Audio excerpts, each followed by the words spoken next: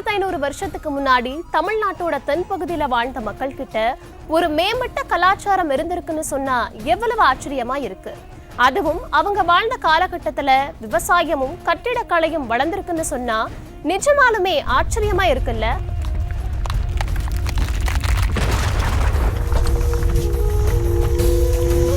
ஆதிச்சநல்லூர்ல நடந்துட்டு இருக்கிற அகழாய்வுல பல சுவாரஸ்யமான விஷயங்கள் வெளிவந்துட்டு இருக்கு. இறந்தவர்களை புதைக்கிறதுல ஒரு வித்தியாசமான டெக்னிக்கை பயன்படுத்தி இருக்காங்க. ஆதிச்சநல்லூர்ல அகழாய்வு பணிகள் தொடங்கப்பட்டதே ஒரு அதிசயமான நிகழ்வு தான். ஆதிச்சநல்லூர் அகழாய்வுல கண்டுபிடிக்கப்பட்டிருக்கிற விஷயங்கள் என்ன, ஆதிச்சநல்லூருக்கும் ஹரப்பாவுக்கும் உள்ள தொடர்பு என்ன, ஆதிச்சநல்லூர்ல வாழ்ந்த மக்களுக்கு 3 கண்கள் இருந்துச்சா, வாங்க தெரிஞ்சுக்கலாம்.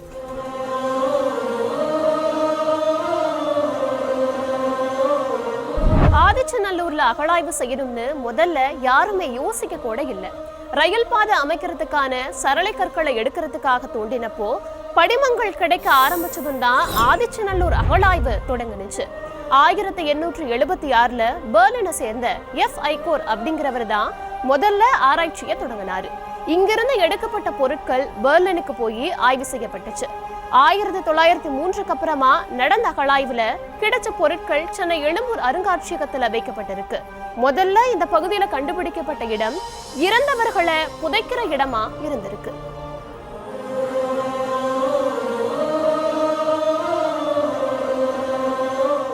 இங்க உள்ள மக்களை 2 விதமா புதைச்சிருக்காங்க. ஒண்ணு அப்படியே முதுமக்கள் தாளையில வச்சு மனித உடலை புதைக்கிறது. இன்னொன்னு உடலை வேற ஒரு இடத்துல புதைச்சிட்டு கொஞ்ச நாள் கழிச்சு புதைச்ச உடலோட எலும்புகளை சேகரிச்சு முதுமக்கள் தாளையில வச்சு புதைக்கிறது. இதுல அப்படியே மனித உடலை புதைக்க சிவப்பு பானைகளும் எலும்புகளை புதைக்க கருப்பு சிவப்பு பானைகளும் பயன்படுத்தப்பட்டிருக்கு. இந்த பானைகள்ல அதிக அளவு எலும்புகள் கிடைக்கப்பட்ட பானைகளாகவே இருந்துச்சு. இந்தியால வேற எங்கேயுமே உடல்களை அடுக்குகளை புதைக்கிற பழக்கம் இல்லை. இதே மாதிரியான பழக்கம் ஐரோப்பால காணப்பட்டிருக்கிறதா சொல்லப்படுது. மனித எலும்பு கூடுகள் முழுமையா இந்த பகுதியில நடந்த அகழாய்வுல கண்டுபிடிக்கப்பட்டுச்சு. நடுத்தரமான உயரம், வலுவான உடலமைப்பு இருந்திருக்கலாமனும் கால்சியம் குறைபாடு உள்ளவர்களா இவங்க இருந்திருக்கலாமனும் அகழாய்வு முடிவுகள் சொல்லுது. முதல்ல இங்க கண்டெடுக்கப்பட்ட உடல்களோட தலையில 3 கண்கள் இருந்ததா சொல்லப்பட்டுச்சு.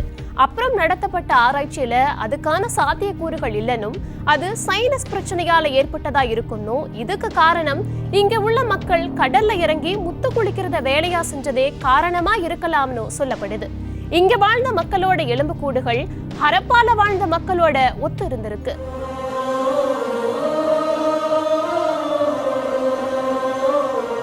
இங்க எடுக்கப்பட்ட ஒரு பானையோட உட்புறத்துல நடனமாடும் பெண் புருவம் வரையப்பட்டிருக்கிறது கண்டுபிடிக்கப்பட்டிருக்கு. இன்னும் சில பானைகள்ல கரும்பு மாதிரியான ஒரு தாவரம், ஒரு கொக்கு, ஒரு முதலை வரையப்பட்டிருக்கு.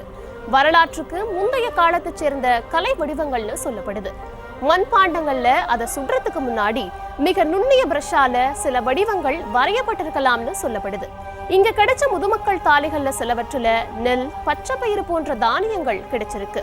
அதே மாதிரி சில உலோகங்களும் உழவுத் தொழில் சம்பந்தப்பட்ட பொருட்களும் கண்டுபிடிக்கப்பட்டிருக்கு.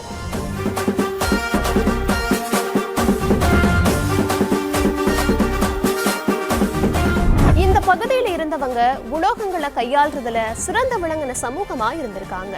இங்க கிடைச்ச காதணிகள் உலோக பொருட்கள்ல துத்தநாகம் கலந்திருக்கிறது தெரிய வருது. எல்லா பொருட்களையும் 3 முதல் 6% வரை துத்தநாகம் கலந்திருக்கு.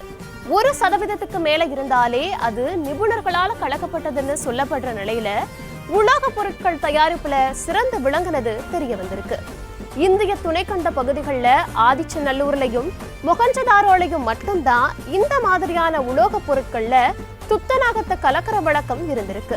கிமு 850 கிமு 650க்கு இடைப்பட்ட காலத்தை சேர்ந்த நாகரிகமா ஆதிச்சநல்லூர் சொல்லப்படுற நிலையில இங்க அந்த காலகட்டம் இரும்பு காலமா இருந்திருக்கிறதும் இங்க கிடைச்சிருக்கிற ஆயுதங்கள்ல இரும்பு பயன்பட்டு இருக்கிறது மூலமா தெரிய வருது.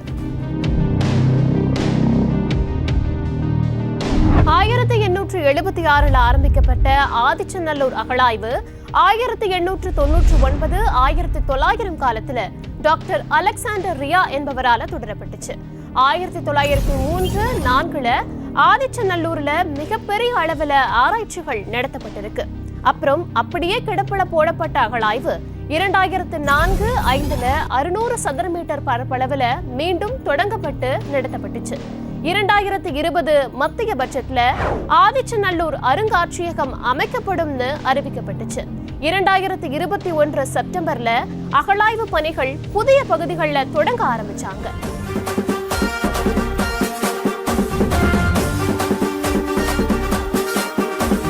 தமிழர்களோட பெருமையை உலகத்துக்கு எடுத்துச் சொல்லும் ஆதிச்சநல்லூர் இந்தியாவோட நாகரிகத்தை கண்டறிய ஒரு திறவுகோலா இருக்கும்னு சொல்லப்படுது.